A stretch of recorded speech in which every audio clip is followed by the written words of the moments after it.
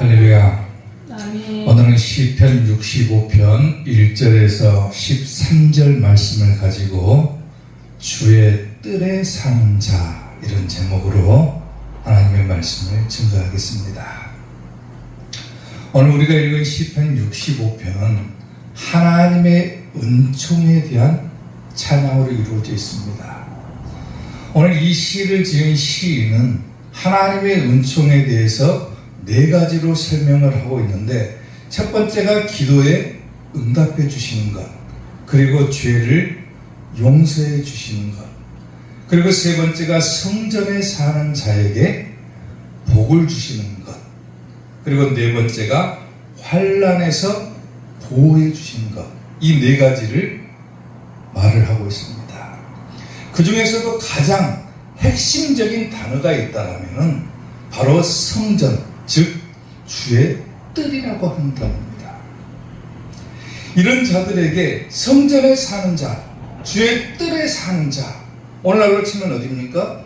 교회에 머무는 자, 신앙생활을 하는 자, 이런 자들에게 하나님께서는 은총을 부어주신다라고 얘기를 하는 거예요. 아멘.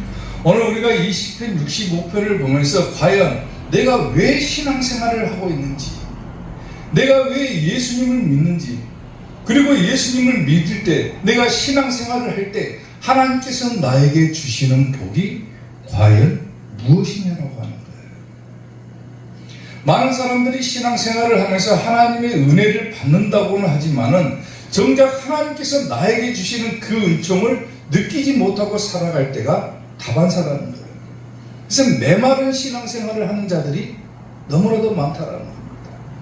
형식적으로 하나님 앞에 나오고 하나님 앞에 형식적으로 예배를 드리는 자들이 많다라는 거예요. 그러나 하나님께서는 반드시 하나님께 나오는 자들에게 반드시 은혜를 주시는데, 아멘. 특히나 신앙생활 하는 자, 예수님을 믿는 자, 오늘 본문으로 치면은 주의 뜰에 사는 자에게 하나님은 반드시 복을 주신다라고 합니다. 아멘. 자, 그러면 우리가 말씀을 통해서 주의 뜰에 사는 자들에게 주시는 복이 과연 무엇이냐라고 하는 거예요. 자, 첫째, 주의 뜰에 사는 자에게 기도를 들어주시는 은총을 주신다라는 겁니다. 아멘. 오늘 보면 2절 말씀을 보면은 시인은 이렇게 얘기를 합니다. 기도를 들으시는 주여, 기도를 들으시는 주여, 모든 육체가 주께 나올 것입니다. 오늘 이 시를 지은 사람은 다름 아닌 다윗이죠. 다윗은 당당하게 얘기를 합니다. 기도를 들으시는 주여. 이 말은 곧 뭐냐면은 하나님께서는 반드시 기도에 응답해 주신다라고 하는 거예요. 아멘. 아멘. 주의 뜰에 머무는 자, 신앙생활을 하는 자, 예수님을 믿고 살아가는 자에게 주시는 복, 그 복은 다름 아닌 기도에 대한 응답의 축복이라는 겁니다. 아멘. 다윗이 이렇게 확신하게, 확신에 가득 찬 마음으로 기도를 들으시는 주여라고 외칠 수 있는 이유는 뭐냐면, 그는 그의 삶 속에서 하나님의 응답을 체험하면서 살아갔기 때문에 그런 거예요. 아멘. 아멘. 아멘. 실제로 하나님께 기도하면 하나님께서 그 기도에 대한 응답을 주시더라. 이것이 몸에 완전히 배어있기 때문에 당당하게 고백할 수가 있는 거예요. 하나님은 기도를 들으시는 주십니다. 반드시 기도에 들어주십니다. 특히나 오늘 본문으로 치면 주의 뜰에 사는 자, 신앙생활하는 자들에게는 반드시 기도 응답의 축복이 있다라는 거예요. 아멘. 아멘. 종교개혁가였던 칼빈은 이런 얘기를 했어요. 하나님께서 우리의 기도를 들어주시지 않는다라고 하는 것은 어떤 의미에서 자기의 성품을 부정하는 것이기 때문에 반드시 우리의 기도를 들어주실 수밖에 없다, 이렇게 얘기를 했어요. 쉽게 말하면 하나님께서는 반드시 기도에 응답해 주신다라는 거예요. 아멘. 아멘. 신앙생활을 하면서 누리는 축복이 뭡니까? 우리가 하나님 앞에 예배드리는 자들이 받는 축복이 과연 뭐냐는 거예요. 뭐 때문에 우리가 주일날 시간 쪼개가지고 하나님 앞에 나와서 예배를 드리는 거예요? 하나님의 은혜를 받기 위해서, 하나님의 축복을 받기 위해서 그러는 거잖아요. 그 축복 가운데 하나가 뭐냐면 기도에 대한 응답의 축복이라는 거예요. 누구든지 하나님 앞에 나오기만 하면은 하나님께서 이런 축복을 주시겠다라는 거예요. 네가 하는 기도에 대해서 응답해 주겠다라는 거예요. 아멘. 아멘. 그게 주의 뜰에 산 자, 즉 교회 안에 머무는 자에게 주시는 축복이라는 겁니다. 아멘. 아멘. 에레미야 29장 12절을 보면요, 너희가 내게 부르짖으며, 부르짖는다는 게 기도죠. 부르짖으며 내게 와서 기도해라 그랬죠. 와서 기도해라. 하나님 앞에 나오라는 거예요. 나오라는 거예요. 아멘. 아멘. 내게 와서 기도하면은, 하나님 앞에 나와서 기도하면은 내가 너희들의 기도를 뭐한다? 듣는다 그랬어요. 아멘. 교회 안에서 기도해라. 교회 나와서 기도해라. 반드시 하나님께서 듣는다. 내가 그 기도를 들을 것이요, 너희가 온 마음으로 전심전력을 다해서 하나님을 향해서 나를 구하면 나를 뭐한다? 찾는다 그랬어요. 찾는다. 그리고 나를 만나게 될 것이다 그랬어요. 사랑하는 성도 여러분, 오늘 여러분들이 하나님 앞에 나와서 예배를 드리는 것은 다름 아닌 하나님 만나기 위해서 나온 거죠. 아멘. 아멘. 하나님을 찾고 하나님을 만나기 위해서 나온 거예요. 왜 나온 겁니까? 하나님께로부터 은혜를 받기 위해서, 은총을 받기 위해서, 또 하나님께서 주시는 축복을 받기 위해서인데, 그 축복이 뭡니까? 와서 기도하면 하나님께서 들어주신다, 응답해 주신다는 거예요. 그 축복을 주겠다는 거예요. 와서 기도해라. 주의 뜰에 머물러라. 신앙생활 해라. 교회 생활 해라. 그거예요. 아멘. 요한일서 5장 14절을 보면은 그를 향하여 우리가 가진 바 담대함이 이것이니 그의 뜻대로 무엇을 구하면은 들으심이라 그랬어요. 들으심이라. 아멘. 기도의 중요성을 말하는 거죠. 그를 향하여 우리가 가진 바 담대함. 내가 이렇게 신앙생활하면서 당당할 수 있는 이유는 어디가 있습니까? 무엇이든지 하나님의 뜻대로 구하기만 하면은 하나님께서 들어주시기 때문에 그럽니다. 아멘.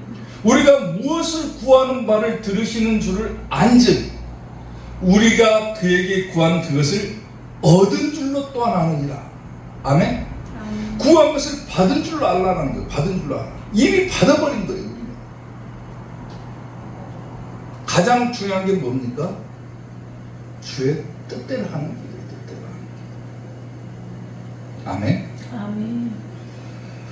얼마 전에 제가 차를 타고 오다가 문득 이런 생각을 했어요. 내가 하는 기도가 과연 맞는 것인가 하는 의문이 드는 거예요. 우리가 교회 이 주보에다가도 기도 제목을 써놓고 교회 기도 제목을 써놓고 함께 기도하잖아요. 모든 성도 천국 가게 하십시오. 성도 채워주십시오. 성전 건축할 부지와 땅을 주십시오. 뭐 우리가 이 교회 기도 제목을 쓰고 기도하고 또 저 개인적으로 또 기도 제목이 있기 때문에 기도를 하고 있기는 하지만은 과연 이 기도가 맞는 기도인가라는 생각이 드는 거예요. 맞는 기도인가.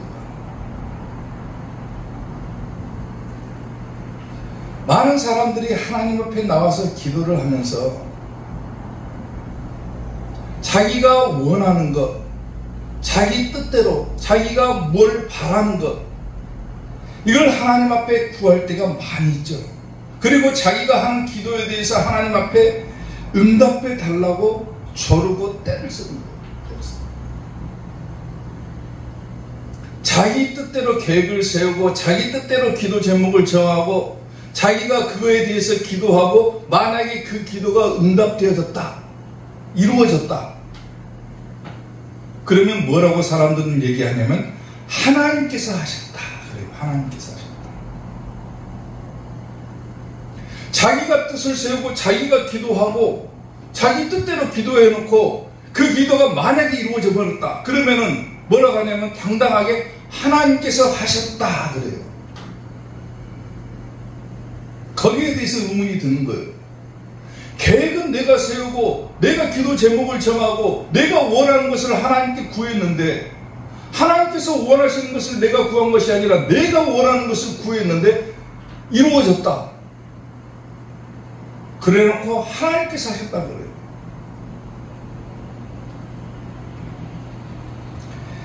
그런 의문과 함께 드는 것이 뭐냐면요. 과연 기도라는 것이 뭐냐 그거예요. 뭐냐. 무엇이 기도고 우리가 어떻게 기도해야 될 것이냐. 기도는 내가 원하는 것이 아니라는 겁니다. 아멘. 신앙생활도 마찬가지예요. 내가 원하는 대로 하는 것이 신앙생활이 아닌 거예요. 뭐가 기도고 뭐가 신앙생활입니까? 하나님의 뜻에 맞추고 하나님의 뜻대로 하는 것이 기도고 하나님의 뜻에 맞는 것을 구하는 것이 기도인 거예요. 오늘 본문에서도 얘기를 했잖아요. 아멘? 뭐라고 얘기를 합니까? 그를 향하여 우리가 가진 바 담대함이 이것이니 그의 뜻대로 무엇을 구하면 들어주신다 그랬지. 우리의 뜻대로 구하면 듣는다 그게 아니라는 거예요. 우리의 뜻대로 구해놓고 하나님께서 하셨다. 뭔가 말이 안 맞는 거예요. 그러니까. 그래놓고 들어주시면 하나님께서 하셨다. 안 들어주시면은 하나님께서 하시지 않았다. 그렇게 얘기를 해버려요. 단정지어버리는 거예요.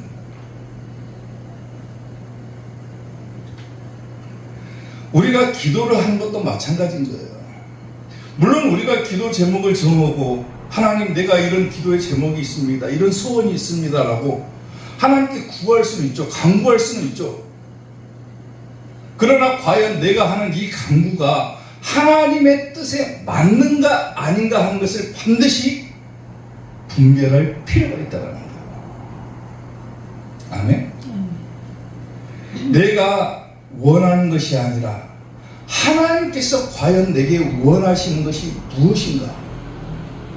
우리가 교회 나와서 기도를 할 때도 그냥 나의 뜻만 구하는 것이 아니라 하나님 오늘 나에게 무엇을 간구하기를 원하십니까? 내가 무엇을 놓고 기도하기를 원하십니까? 내가 어떻게 신앙생활을 하기를 원하십니까? 내가 어떻게 예수님 믿고 천국 가기를 원하십니까? 하나님의 뜻을 구하는 것이 기도가 돼야지 자기 뜻을 구하는 것은 기도라고 볼 수가 없다라는 거예요. 아멘? 내 기쁨, 내 만족을 위해서 내가 하나님을 이겨먹는다. 기도해갖고 이겨먹는다 그래요.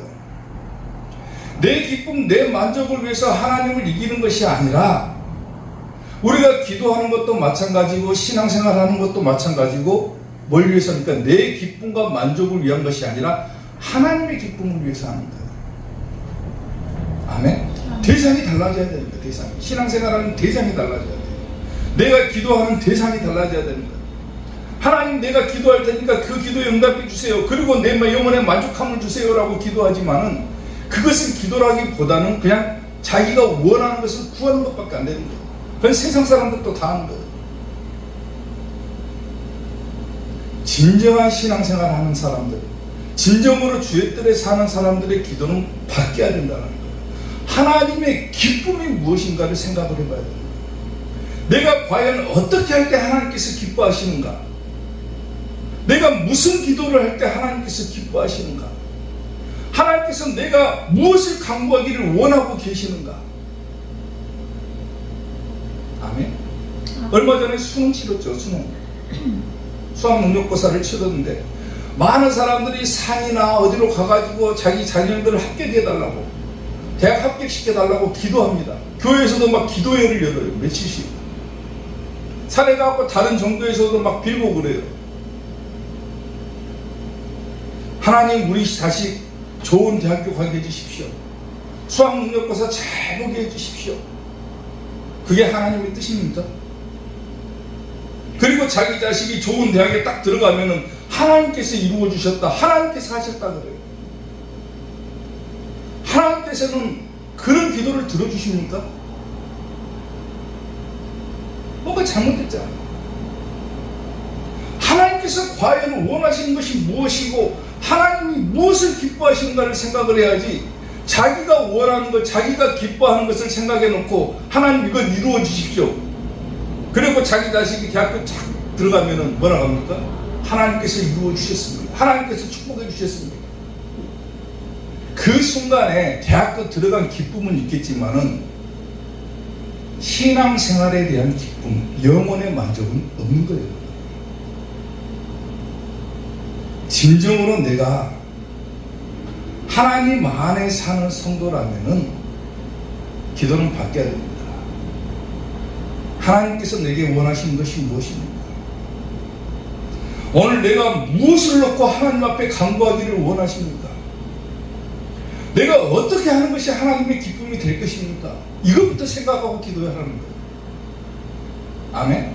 그냥 쓸데없이 기도해놓고 하나님께서 하셨다 이렇게 망발하지 말고 하나님께서 원하시는 것, 그것을 찾으라는 거예요. 찾으라. 그러면 우리가 무엇을 원하는지 하나님께서는 알고 계신다. 그리고 그것을 얻은 줄로 알라고 했잖아요. 아멘. 아멘. 우리가 무엇을 구할지, 무엇을 원하는지 하나님께서는 이미 알고 계신다라는 거예요. 다만 기도라고 하는 것, 그걸 생각해 보자고요.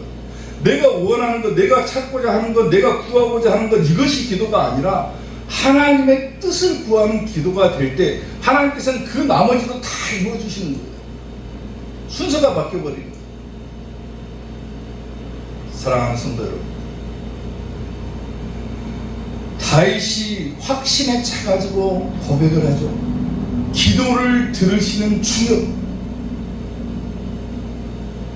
자기 삶에서 몸소 그 하나님의 은혜를 체험하고 하나님의 기도에 대한 응답을 체험하면서 살아갔기 때문에 다윗은 주의 뜰에 사는 사람은 복이 있다. 그리고 그 복은 단만이 기도에 대한 응답의 축복이다. 다윗이 평생에 원했던 것이 뭡니까? 하나님의 성전에 사는 것을 자기의 최대 목표로 삼았던 사람입니다. 아멘. 오늘 여러분들이 주의 뜰에 사는 자들입니다. 아멘. 교회 안에 머무는 자들이에요. 아멘. 예수님 믿고 신앙생활 하는 사람들입니다. 그런 사람들에게 반드시 기도에 대한 응답의 축복을 주시겠다라고 약속을 하셨어요. 단지 기억해야 될 것은 하나님의 뜻대로 구해야 된다는 것. 반드시 여러분들이 구하는 그 기도가 주의 은혜로 말미암아 응답되어지는 축복이 있게 되기를 주님의 이름으로 축원합니다. 주의 뜰에 사는 자, 두 번째, 허물을 사하여 주신다 그랬습니다. 오늘 보면 3절 말씀을 보면은 죄악이 나를 이겼사오니 우리의 허물을 주께서 사하시리라 그래요.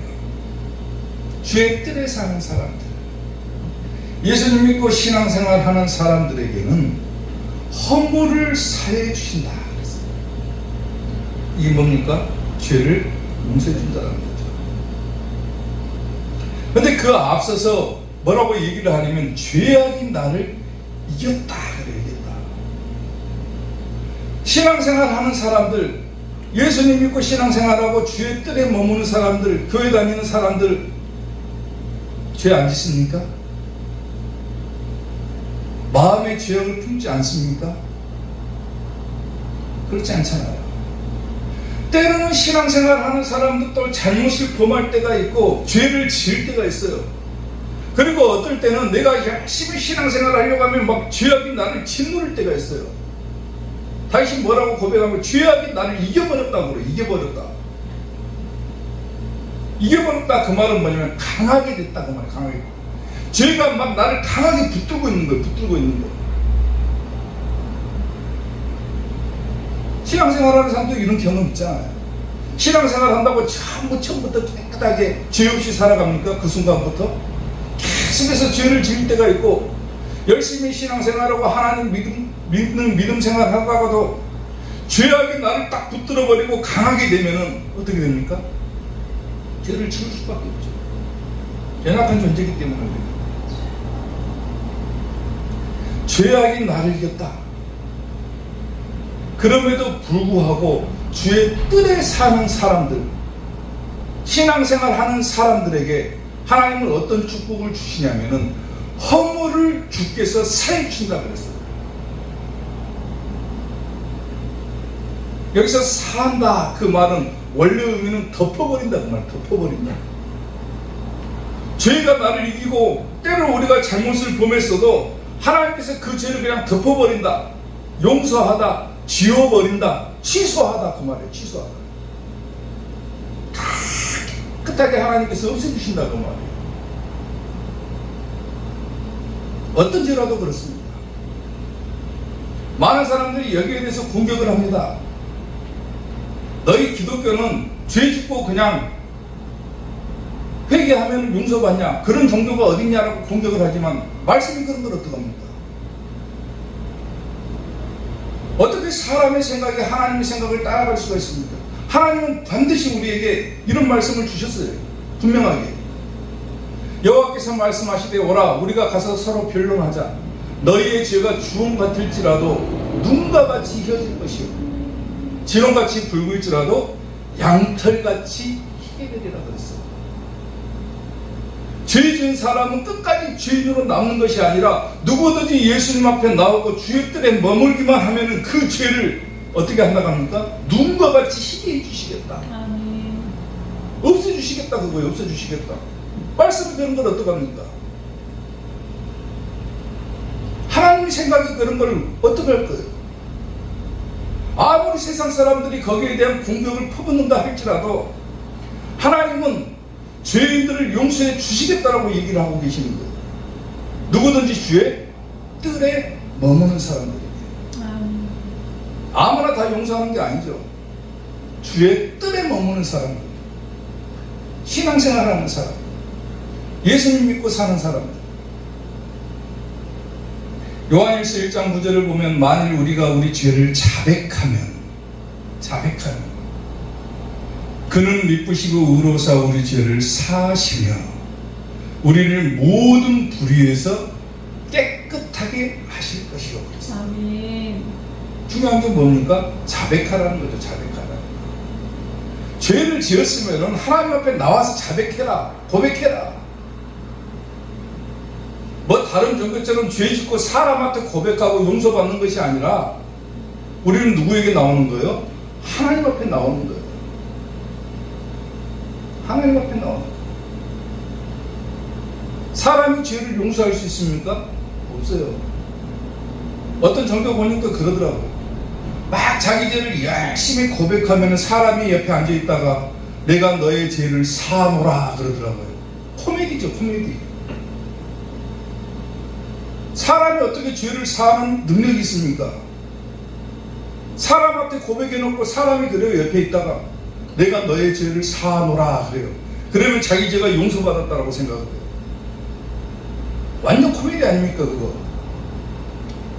여러분들이 나한테 와가지고 목사님 제가 이런 죄를 지었어요. 막 저한테 고백하면 내가 여러분 너의 죄를 사하노라 그러면 그 죄가 없어집니까? 코미디죠, 코미디. 하나님 앞에 나와서 하나님 앞에 고백하라는 거지. 그러면 하나님께서 용서해 주시고 하나님께서 그 죄를 사해 주신다는 단어입니다. 완전 변질돼 버린 거예요. 변질돼 버린 거예요.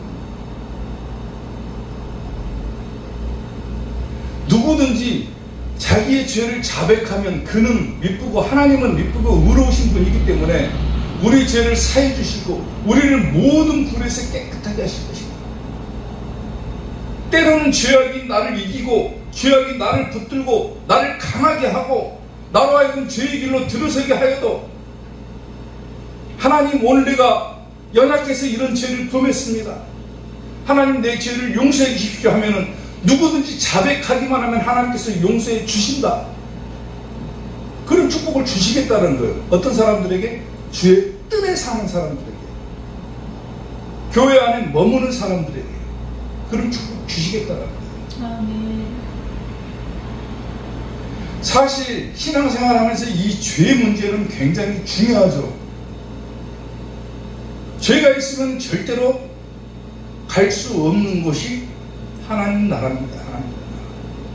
절대로 천국 못 가요, 죄가 있으면. 근데 사람은 계속해서 죄를 짓고 살아가잖아요. 다윗이 고백한 것처럼 죄악이 나를 이겼사오니 그래요. 다윗은 죄 안 짓고 살았습니까? 하나님께서 가장 의롭다라고 생각하신 다윗조차도 얼마나 많은 실수를 하고 얼마나 큰 죄를 지었습니까? 대표적인 예가 바세바를 범한 사건이잖아요. 그럼에도 불구하고 다윗은 고백하잖아요. 죄악이 나를 이겼사오니 그럼에도 불구하고 내 죄를 자백하기만 하면 하나님께서 우리의 허물을 사해 주신다. 이 죄 문제를 해결해야 되는 거예요. 그걸 해결할 수 있는 방법이 뭡니까? 하나님 앞에 나와서 기도하라는 거예요. 죄를 자복하라는 거예요. 자복하라는 거예요. 로마서 3장 23절을 보면은요, 모든 사람이 죄를 범하였음에 어디에 들어가지 못합니까? 하나님의 영광, 천국에 들어가지 못한다. 죄가 있는 사람은 천국에 절대로 들어갈 수 없다. 근데 우리는 죄를 짓고 살아가는 존재예요. 태어날 때부터 죄의 자녀로 태어났어요. 그걸 원죄라고 그래요. 신학적인 용어로 원죄. 원래부터 있던 죄라고 그래요. 왜? 사람은 다 죄를 짓고 살아가요. 아담 이후로 전부 죄를 짓기 때문에 아담의 후손들이잖아, 쉽게 말하면. 전부 그 죄가 남아있는 거예요. 그게 원죄라고 그러는 거예요. 그 원죄를 가지고 우리는 태어난 존재들이고, 그리고 우리가 태어나서 성장하면서 살아가면서 짓는 죄, 그걸 뭐라고 하면 자범죄라고 해요. 자범죄. 스스로 범하는 죄라고 하는 죄. 여러분들 죄 안 짓고 살아갑니까? 누가 누구를 정죄하고 누가 누구를 비판합니까? 다 죄 짓는 사람들이에요. 우리는 생각으로도 죄를 짓고 행동으로도 죄를 짓고 다 죄를 짓고 살아. 그걸 자범죄라고. 자범죄. 이 죄를 용서해 줄 수 있는 그분이 있어야 되는 거예요. 그분. 이 죄를 없앨 수 있는 그분이 있어야 우리가 죄 용서를 받는데, 사람이 사람을 어떻게 용서를 합니까? 사람이 어떻게 사람의 죄를 없앨 수가 있어요? 내가 너의 죄를 사하노라 하면 그 죄가 없어집니까? 절대로 불가능한 거예요. 죄가 없는 사람이 우리의 죄를 사해줘야지 되는 것이지, 죄 있는 사람이 죄 있는 사람한테 너의 죄를 사하노라 하면 그 죄가 없어져요? 그 죄를 사할 수 있는 분은 유일하게 딱 한 사람밖에 없어요. 누굽니까? 예수님이죠.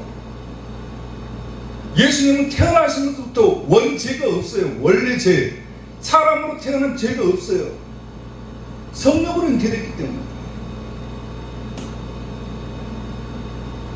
예수님을 믿어야 이 죄 문제가 해결되는 거예요. 모든 사람은 다 죄 짓고 살아가니까 하나님의 영광에 이르지 못한다. 그러니까 누구든지 그 죄를 용서받고 싶으면은 뭘 하라? 예수님 믿어라. 신앙생활 해라. 교회 안에 머물러라. 주의 뜰에 살아라. 그거예요. 살아라. 예수님 믿지 않고는 이 죄 문제 해결할 수 없다. 천국 못 간다.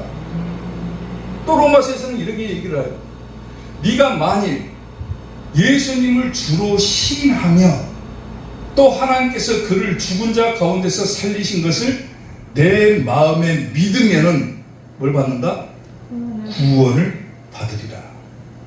사람이 마음으로 믿어서 의에 이르고 입으로 시인하여 구원에 이르느니라. 그렇죠. 예수님 믿어야 구원 받는다는 거예요. 아멘.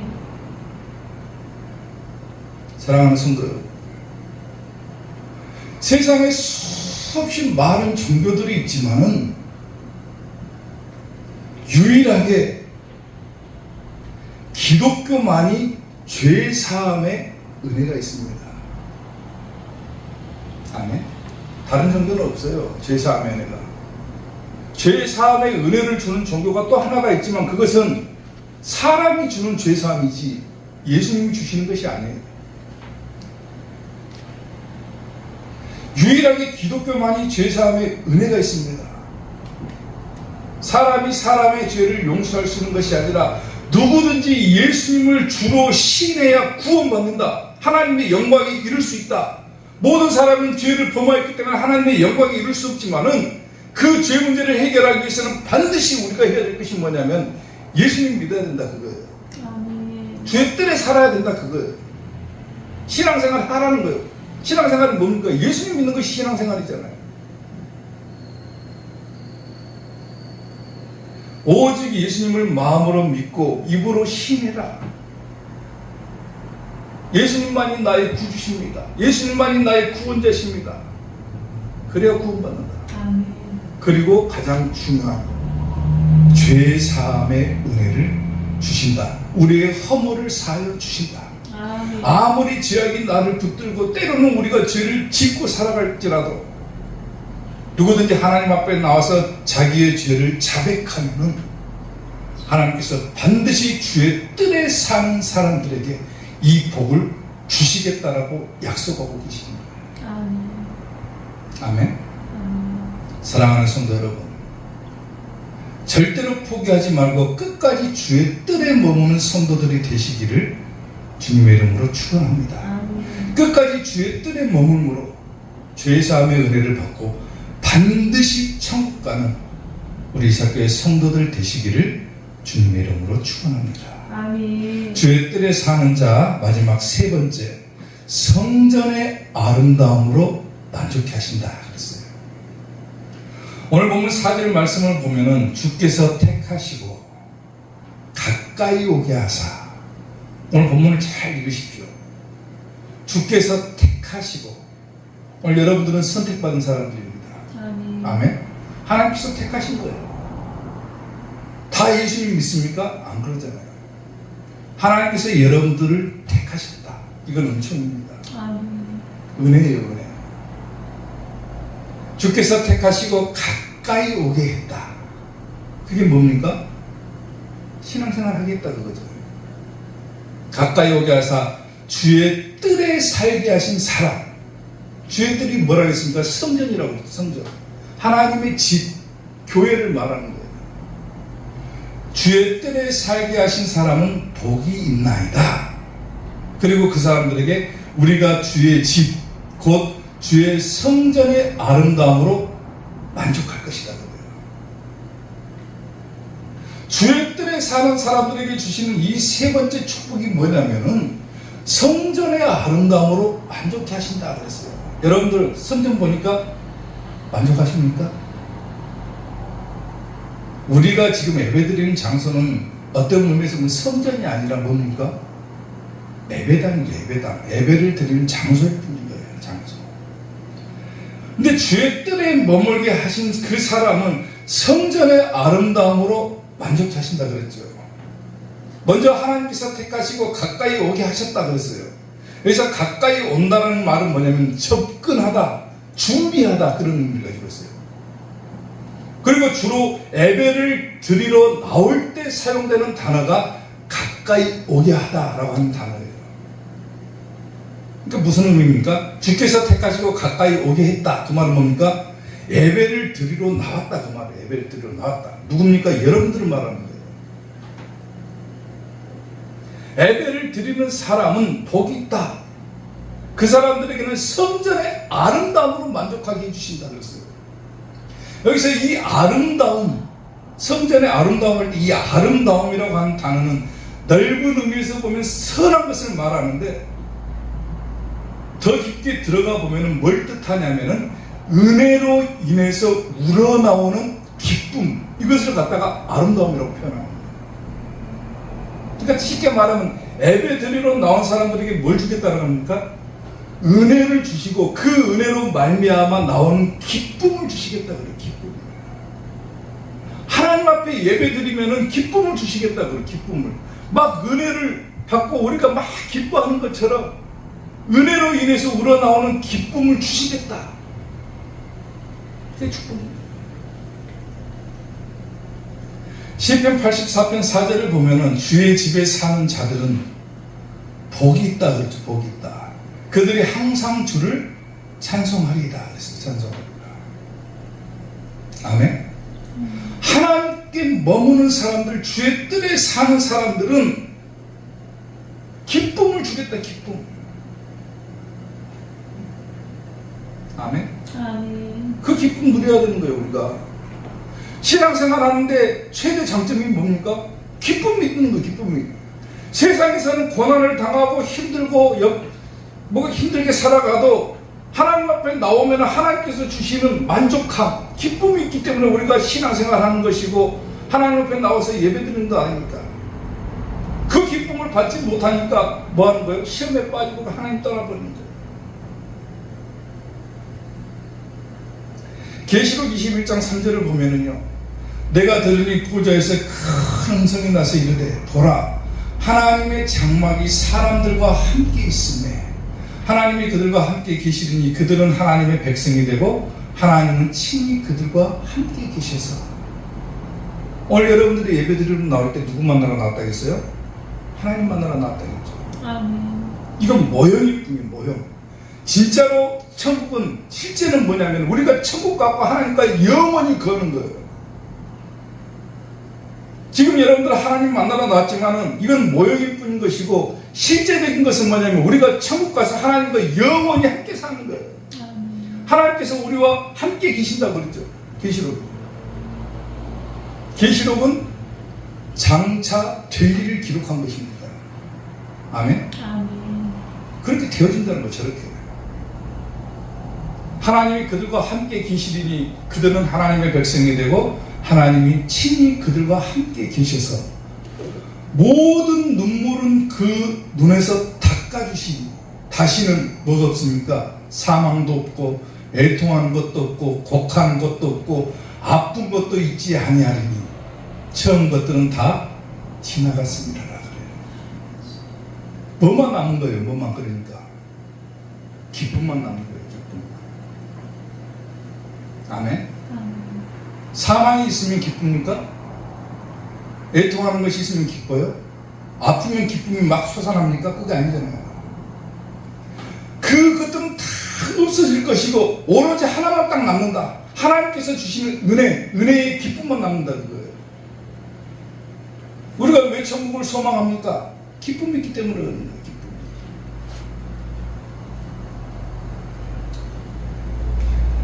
무신론을 가졌던 철학자 니체라고 하는 사람이 있습니다. 유명한 사람이죠.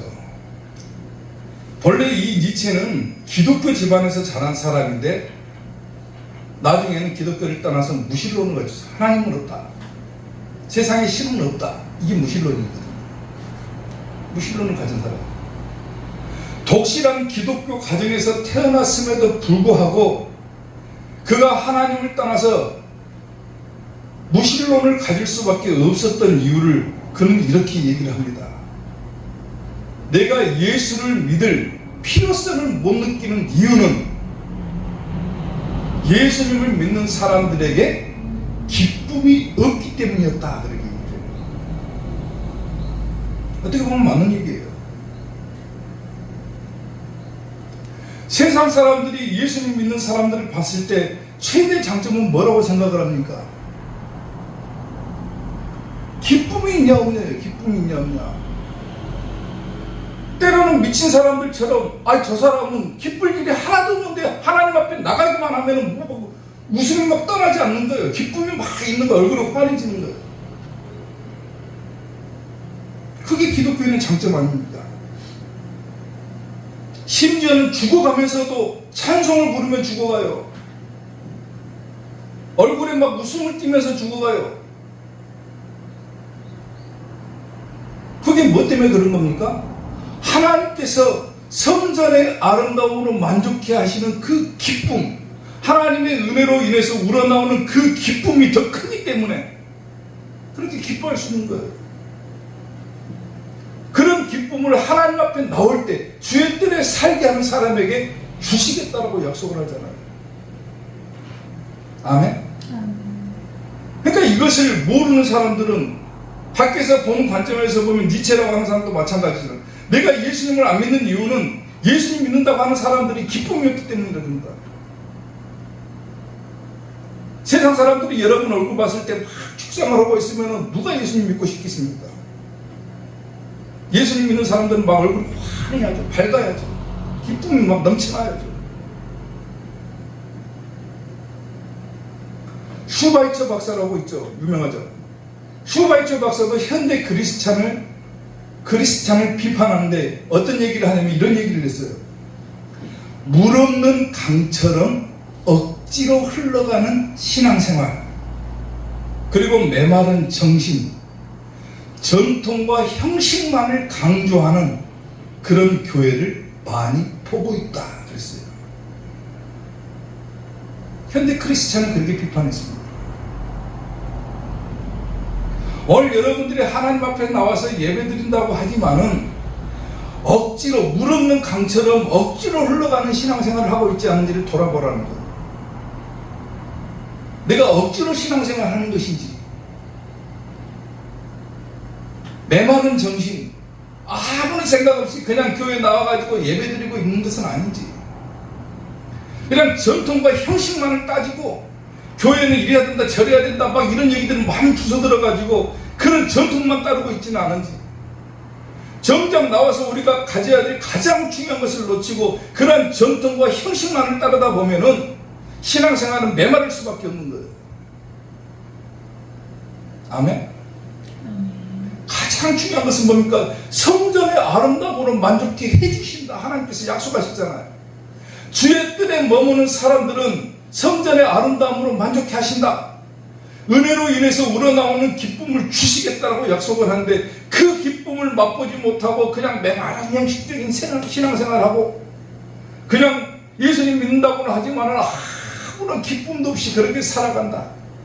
얼마나 안타까운 일입니까? 예수님께서 주시는 큰 은혜를 받고 그 은혜로 인해서 막 내 속에서 아무리 슬픈 일이 있고 아무리 아픈 일이 있고 아무리 괴로운 일이 있어도 막 기쁨이 넘쳐나 버려야 되는데, 그 기쁨이 이겨버려야 되는데 그 기쁨이 나를 주체하지 못하니까 내 신앙생활은 갈수록 메말라갈 수밖에 없다는 거예요. 그러다가 누가 마귀 새끼가 하나 콕 찌르면 어떻게 됩니까? 확 자빠지고 넘어집니다. 하나님 떠나버리잖아요.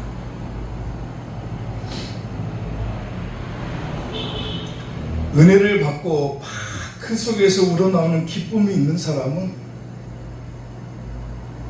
하나님께 계속해서 머무를 수밖에 없는 거예요. 다윗이 이것을 깨달은 거예요. 그래서 평생 소원으로 삼았던 한 가지가 내 평생 여호와의 집에 사는 것이 나의 꿈이다라고 했던 거예요. 아멘? 그 소원이 여러분들의 소원이 되시기 바랍니다. 하나님께서 주시는 그 은혜가 막 충만하게 임할 때 내 마음속에서 막 기쁨이 솟아나야 됩니다. 솟아나야 돼요. 내 영혼의 햇빛 비치니 주의 영광 찬란해. 이 세상 어떤 빛보다 이 빛도 빛나네. 주의 영광 빛난 광채 내게 비춰 주시옵소서. 그 밝은 얼굴 배울 때 나의 영혼 기쁘다. 아멘? 아멘. 오늘 여러분들 왜 나왔다겠습니까? 하나님 만나러 나왔다고 그랬죠. 아멘. 하나님 얼굴 배울 때 나의 영혼은 기쁘다. 아멘. 기쁨을 안고 살아가야죠. 신앙생활 하기로 나왔으면은, 예배드리러 나왔으면은 뭘 가지고 돌아가야 돼요? 기쁨을 가지고 돌아가야 돼요. 영혼에 만족함이 있어야 되는 거예요. 아멘? 아멘. 사랑하는 성도 여러분, 주의 뜰에 사는 자, 교회 생활하는 자, 예수님 믿고 신앙생활하는 자에게는 반드시 기도의 응답의 축복과 더불어 죄를 용서해 주시는 축복과 더불어 아멘. 영원의 기쁨을 주신다. 아멘. 이 사실을 분명히 깨달으시고 끝까지 신앙생활하고 끝까지 하나님께서 주시는 기쁨으로 평안하게 살다가 하나님 부르시는 그날에 반드시 천국 가는 우리 이사교회 성도들 되실 길을 주님의 이름으로 축원합니다. 아멘. 기도하겠습니다.